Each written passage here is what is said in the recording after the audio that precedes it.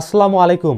আপনি কি জানেন প্রিয় নবী হযরত মুহাম্মদ সাল্লাল্লাহু আলাইহি ওয়াসাল্লামের হাদিসের বর্ণনা মাফিক মুহাম্মদ কাসিমের সঙ্গে অনেক বর্ণনার বৈশিষ্ট্যই মিলে যায়।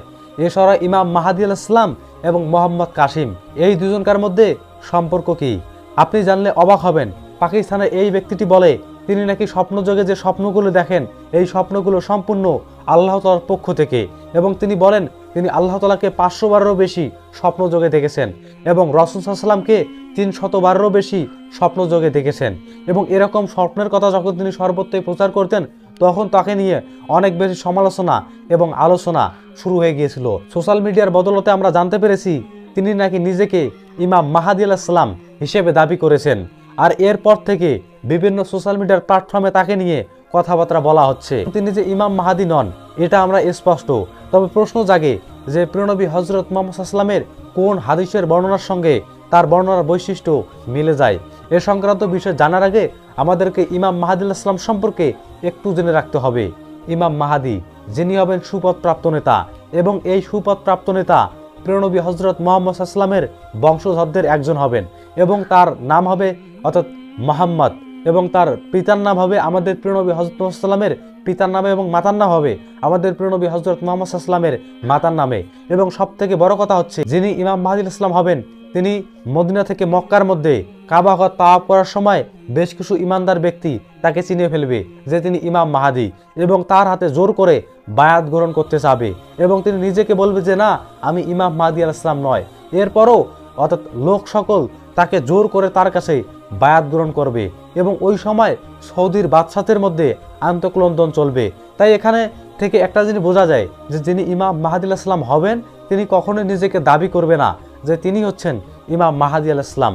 এখন প্রশ্ন হচ্ছে পাকিস্তানের এই মোহাম্মদ কাসিম সম্পর্কে, যার কথা প্রিয় নবী হযরত মুহাম্মদ সাল্লাল্লাহু আলাইহি ওয়াসাল্লামের হাদিসের বর্ণনার সঙ্গে বেশ কিছু বৈশিষ্ট্য মিলে যায়।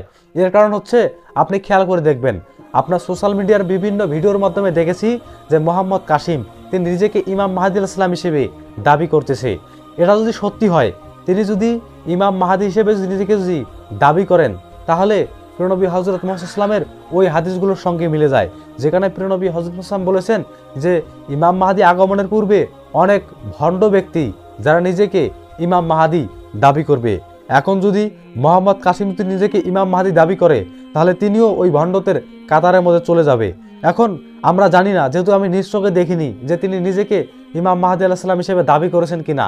যদি তিনি দাবি করে থাকেন তাহলে নিশ্চিত রাসূল সাল্লাল্লাহু আলাইহি ওয়াসাল্লামের হাদিসের বর্ণনা মাফিক তিনি হচ্ছেন একজন মিথ্যুক ইমাম মাহদী।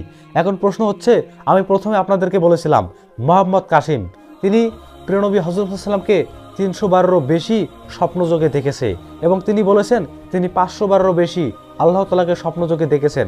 এখন এই বিষয়টি কি, এই বিষয়টি নিয়ে আমি বলতে চাই এই বিষয়টি আল্লাহ তাআলা এবং আল্লাহর রাসূলই ভালো জানেন। যেহেতু আমরা এই বিষয়ে জানি না, তো আমরা এই বিষয়ে কথাবার্তা বলবো না।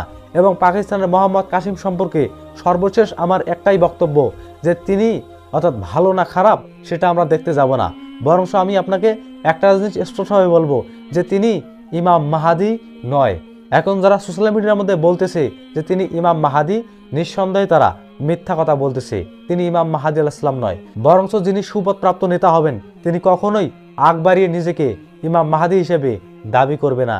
এছাড়াও যখন ইমাম মাহদী পৃথিবীতে আত্মপ্রকাশ করবে তখন মানুষ আপনা আপনিই বুঝতে পারবে ইনি হচ্ছে ইমাম মাহদী। আপনি কি জানেন ইমাম মাহদী আলাইহিস সালামের আগমন সম্পর্কে মুফাসসিরগণ এবং বিভিন্ন ভবিষ্যৎ বিশ্লেষণকারী একটি সাল অর্থাৎ একটি সম্ভাব্য সাল তার করেছে যে এই সালের মধ্যে অর্থাৎ 2028 সালের মধ্যে ইমাম মাহদী আলাইহিস সালাম আত্মপ্রকাশ করতে পারে। তবে তিনি কেন আত্মপ্রকাশ করতে পারে বা কেন বা এমন সালের কথা বলা হচ্ছে, যদি আপনি জানতে চান তাহলে আপনি স্ক্রিনে থাকা এই ভিডিওটি দেখতে থাকুন, তাহলে আপনি সেখানে বুঝতে পারবেন যে কেন ইমাম মাহদী আলাইহিস সালামের আগমন সম্পর্কে এরকম ভবিষ্যৎবাণী করা হলো।